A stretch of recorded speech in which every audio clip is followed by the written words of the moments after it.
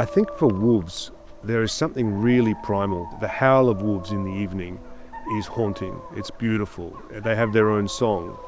And there's something very appealing to me about the way they operate as a pack. Wolves are highly persecuted and have been hunted for many, many years, but yet still they manage to exist.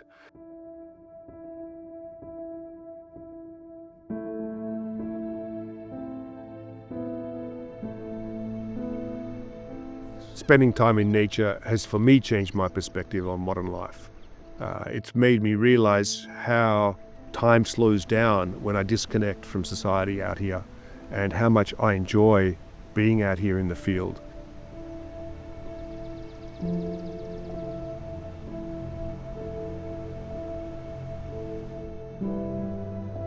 As a wildlife photographer, coming out into nature is the opportunity to slow down with the pace of life being so fast, and get back to basics and to get into the right sort of headspace. And that means leaving behind the busyness of society.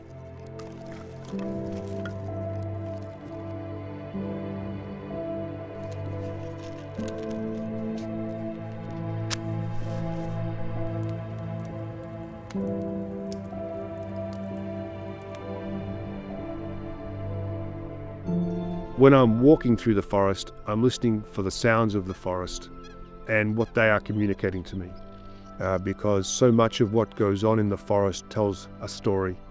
Ravens chasing a white-tailed eagle could be a sign that something is happening over the next ridge. It's the journey for me, the hope, the thrill, the anticipation that maybe I will have a great encounter with wolves or bears. But I also understand in the back of my mind that it's nature, it's wildlife, it's not a zoo, and that I might not encounter any wildlife. I don't want to be a visitor. I want to feel like I'm part of the forest. And I think that allows me to get more in tune with my environment. And when I'm more in tune with the environment, I'm more empowered to make better photographs.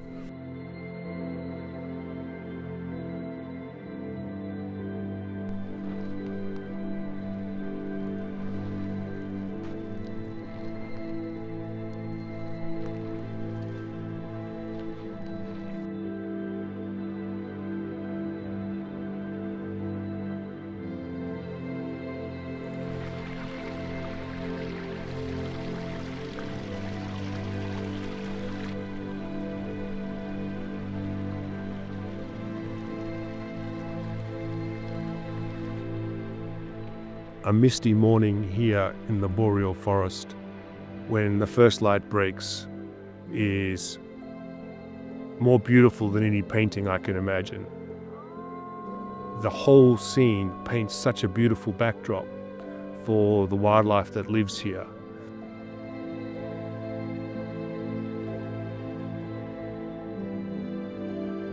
My morning routine is very much about trying to get into a simple mindset of where I am and not worrying about the troubles of the world, but rather being focused on where I am and being in place. It's so important as a nature photographer to be present, to be in the environment, and I'm talking about my mind, not so much my body, because my mind needs to be here and taking in everything that's going on around me. When we generate an emotional response in the viewer, I think we've been successful in our photography. And that's very hard to do. Everything has to come together. The light needs to be right. The subject needs to be doing something interesting. Maybe it needs to be snowing or raining, or there needs to be a break in the clouds of light. There needs to be something happening that adds drama, that's going to give the whole thing a very evocative feeling. And if you can capture all of that, you can create a successful photograph.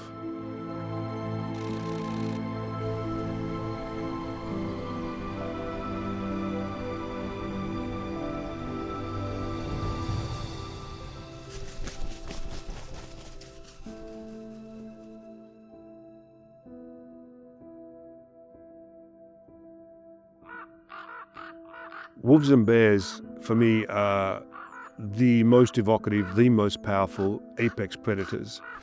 that live out here in the forest. They're the guardians of the forest, if you like.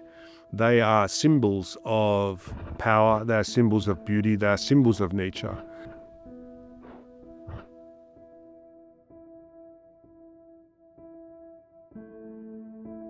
A bear can be very dominant towards a single wolf, but then when the pack turns up, the pack can turn the tables with weight of numbers and potentially can chase a bear off a kill. So it's always very exciting to watch that sort of behavior.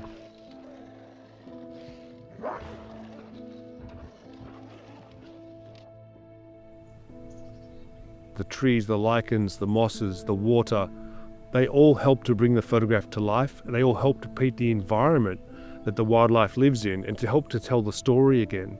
Because ultimately, as a photographer, I want to be a storyteller, and when I come away from here, I want to be able to tell the story of the wildlife that lives here, and I want to be able to show all of the character of the environment.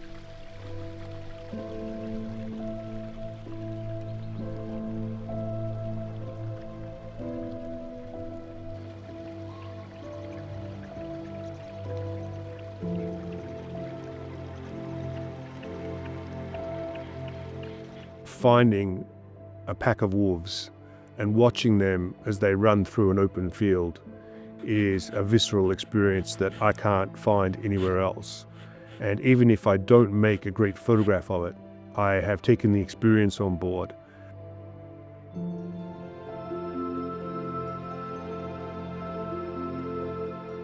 The photograph is very much a medium for the viewer to connect with the subject.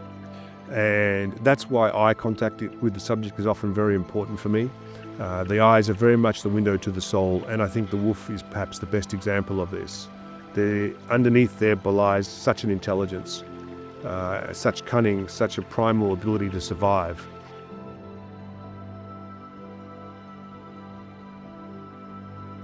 One of the most unforgettable moments I've ever had photographing wolves was to be laying down in the grass, unobserved by the wildlife, and having the wolf approach me directly head-on, knowing with its heightened senses that there was something amiss, but not knowing what it was, and coming to investigate.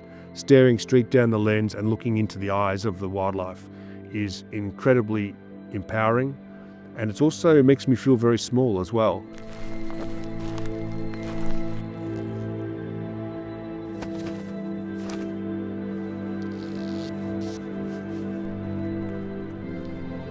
Moments when you know you've captured something truly special are so rare.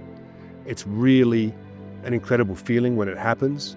You get a buzz and a thrill knowing that the wolf posed in just the right place at just the right time when the light was perfect. And it paused just for a moment, but that moment was when I pushed the shutter.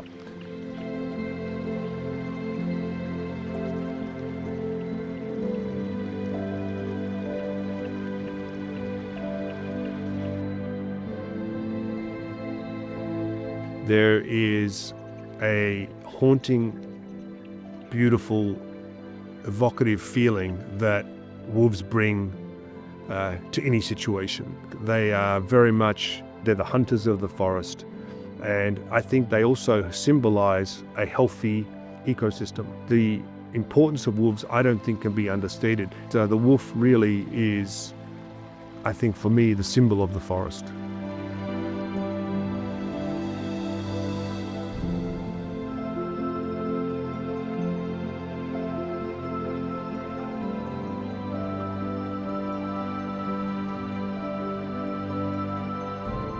Opportunities I've had to photograph wolves and bears has made me more introspective.